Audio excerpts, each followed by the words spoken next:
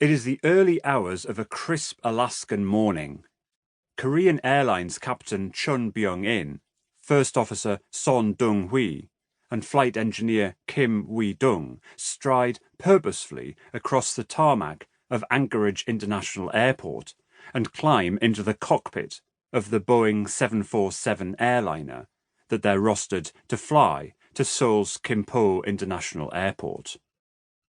Flight CAL 007 has stopped off at Anchorage on its journey from New York's John F. Kennedy International Airport for servicing, refueling, and a changeover of the flight and cabin crew.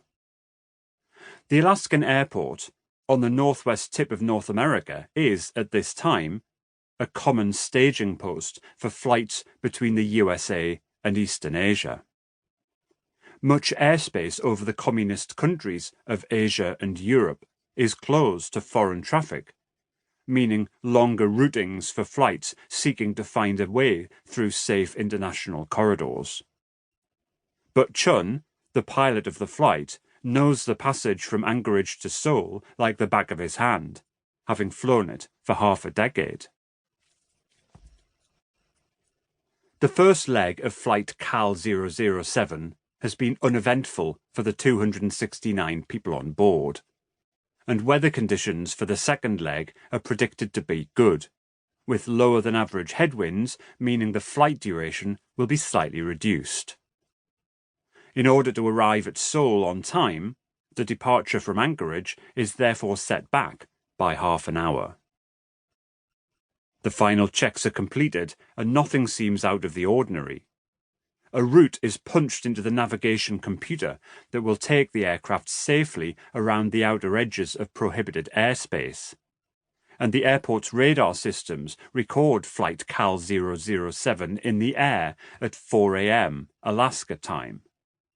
It has all the makings of an unremarkable flight. The hours pass. Conversation among the flight crew is jovial and relaxed. At certain points during the flight, they contact ground controllers to report their position and weather and to confirm plans. Breakfast is served to the passengers, just as normal. But there is a problem with the aircraft's autopilot. What Chun, Son and Kim have not realized is that it has not been set up correctly, and throughout the course of the flight from Alaska, they have strayed increasingly to the north of their intended route. It is the worst possible mistake they could have made. With no way to double-check their position, they have relied on their navigational equipment to direct the aircraft along the required route, but it has taken them directly into prohibited airspace over the Kamchatka Peninsula and the island of Sakhalin. 5 hours after the Boeing jet leaves Alaska, and unknown to the Korean flight crew, a Sukhoi Su-15 supersonic jet, piloted by Lieutenant Colonel Gennady Osipovich, is scrambled to intercept the airliner. Osipovich's military commanders have recently spotted a US spy plane operating in the area, monitoring a missile test being carried out.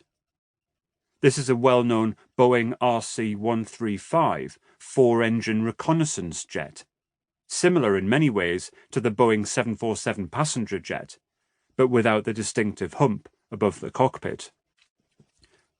Osipovich and his bosses are convinced the Korean Airlines aircraft is another US spy plane. 20 minutes later, having reached the airliner with its oblivious crew and passengers, Osipovich fires a burst of warning shots from his cannon across the Boeing's nose. But the shells cannot be seen by the Korean crew, who carry on chatting, unaware of the danger that is fast closing in on them.